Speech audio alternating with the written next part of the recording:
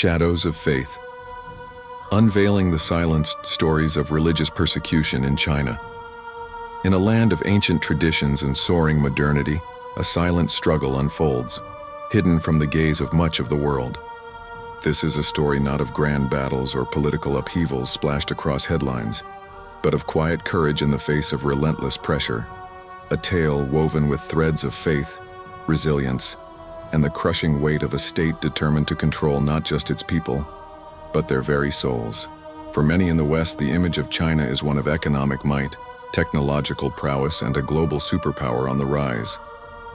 But behind this dazzling facade lies another reality, one where the simple act of practicing one's faith can lead to surveillance, imprisonment, and even death.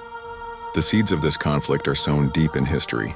The Boxer Rebellion at the turn of the 20th century saw the brutal massacre of tens of thousands of Chinese Christians and foreign missionaries, a stark reminder of the volatile relationship between faith and state power.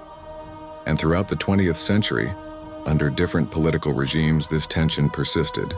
Today, under the pervasive reach of the Chinese Communist Party, religious freedom, though nominally guaranteed by the Constitution, faces unprecedented challenges.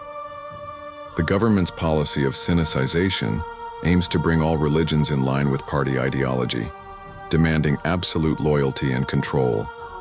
For Christians in China, this has manifested in a systematic campaign of suppression.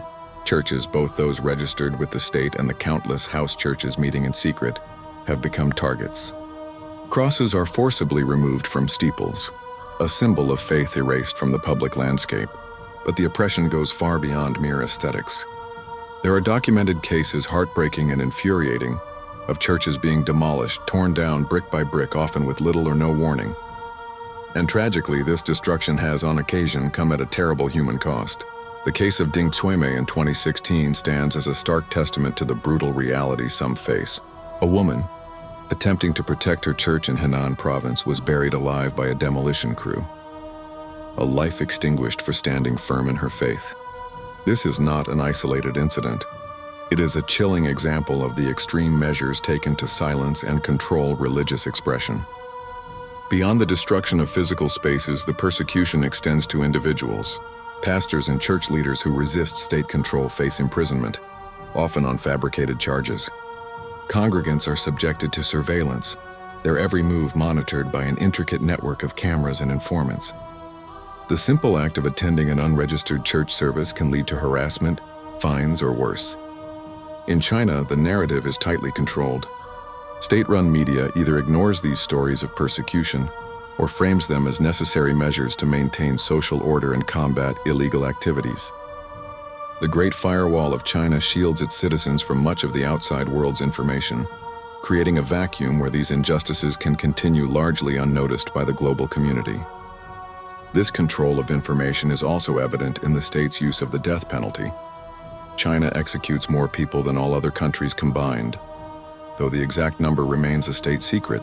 While not all of these are for religious offenses, the vast scope of crimes punishable by death, including nonviolent ones, and the lack of transparency in the judicial system, create an environment of fear and uncertainty for all citizens, including those of faith.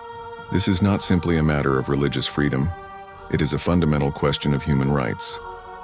The right to believe and practice one's faith without fear of reprisal is a cornerstone of a just and humane society. The stories from China are not isolated anecdotes. They are glimpses into a systemic effort to suppress spiritual expression and enforce ideological conformity. The world must not turn a blind eye to these shadows of faith. The voices of those persecuted deserve to be heard, their stories told. It is a collective responsibility to bear witness, to advocate for religious freedom for all people everywhere.